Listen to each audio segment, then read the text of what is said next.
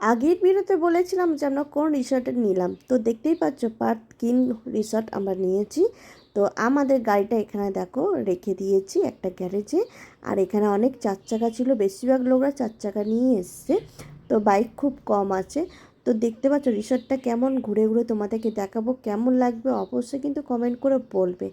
আমার তো খুবই ভালো লেগেছে, আমি রিভিউ দেখেছি অনেক। আর এইটা সুইমিং পুল আছে, এই সুইমিং পুলটা হচ্ছে গিটার।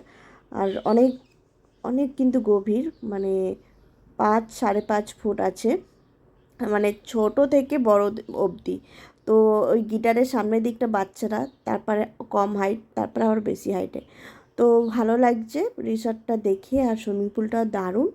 আর দেখতে পাচ্ছি এগুলো কটেজ আছে দুদিকে সেম, কটেজগুলো দারুণ। আর কটেজের ভিতরের রুমগুলো খুব দেখতে এরকম লাগছে, কিন্তু বড় বড় রুম, মানে কি বলবো, আমার তো খুব ভালো লেগেছে। আর দেখো আমরা কটেজে পরে পাচ্ছি আমাদের সমুদ্র, তো সমুদ্রটা পেয়ে তো মন খুশ পুরো সামনে। আর ঢেউ এমন আসছে না, আমার তো মন্দারমণি এসে মন খুশ হয়ে গেছে, আমার তো খুব ভালো লেগেছে মন্দারমণি এসে। আর দেখতে পাচ্ছ রোদ্দুর ছিল বলে রাহুল ছাতা নিয়েছিল, আর অনেকটা সমুদ্রের জলটা এগিয়ে এসে